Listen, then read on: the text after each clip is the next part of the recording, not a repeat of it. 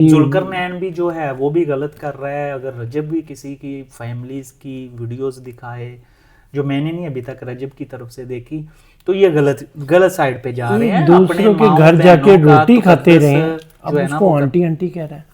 ہاں جی, یہ دیکھیں وہ قابل احترام ہے, عورت کوئی بھی ہے ہمارے لیے وہ قابل احترام ہے. اور ایک دوست کی ماں, وہ آنٹی بھی ہے, وہ ماں بھی ہے.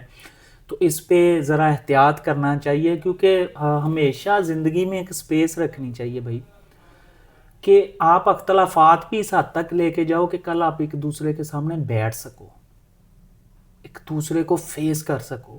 یہ نہ ہو کہ آپ فیس کرنے کے قابل بھی نہ رہو. جب آپ فیملیز کو ہٹ کرو گے تو میرے بھائی کس طرح سے بیٹھ سکتا ہے کوئی بھی غیرت مند بندہ نا, ٹھیک ہے. تو وہاں پر نا تو ایک ہی بات ہے, یا مرو یا مارو. پھر اس کے بعد تو آپ اپنے فیم کے لیے ایک دوسرے کو اتنی نفرتوں کے بھینٹ نہ چڑھاؤ جس طرح سے یہ ٹک ٹاکرز کر رہے ہیں, فیملیوں کو انوالو کر رہے ہیں. تو یہ غلط چل رہا ہے, یہ بالکل غلط ہے.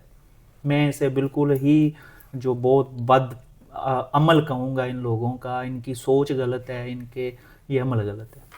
انہیں کیا کہتے ہیں ان ٹک ٹاکروں کو جو اپنی فیملی میں اپنے دوست کو انٹر کرتے ہیں؟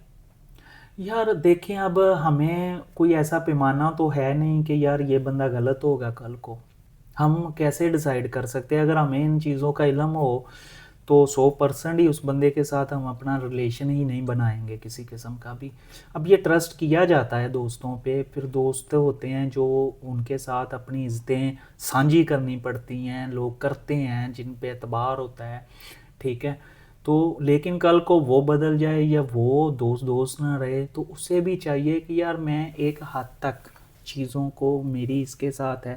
میرے بھی دوستوں میں سے کچھ دوستوں کے ساتھ ریلیشنز خراب ہوئے ہیں, کوئی ایک دو کے ساتھ, لیکن عموماً میں جب سے اپنی لائف میں میرے جو وہ کہتے ہوتے ہیں نا چڈی فرینڈ ہے, وہ آج بھی میرے ساتھ دوستی میں ہیں.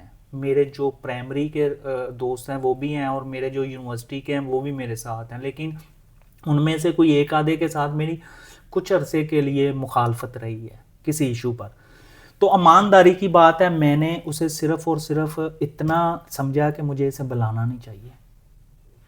میں نے کوئی سٹیٹمنٹ نہیں اس کے خلاف دی, اور 4 سال بعد وہ بندہ جب میرے ساتھ اس کی صلح ہوئی دوبارہ سے, تو وہ اس بات پہ حیران تھا کہ رفاقت بھائی اتنا بڑا ایشو ہوا تھا, آپ کی کوئی سٹیٹمنٹ ہی نہیں آئی. میں نے کہا یار دوست کو تو نظروں سے بلا لینا ہی وہ اس کی نظروں سے گر جاتا ہے, تو اس کی سب سے بڑی سزا تو میں یہ سمجھتا ہوں کہ آپ اسے بلانا ہی چھوڑ دو, اس سے دور ہو جاؤ. لیکن اگر آپ نہیں, آپ کی برداشت یہ کر رہی چیزیں, تو آپ کم سے کم فیملی کو ہٹ نہیں کرنا چاہیے, ٹھیک ہے. ان کے ساتھ جو بیٹھ کے نوالے کھائے ہیں, کم سے کم ان کی عزت رکھنی چاہیے.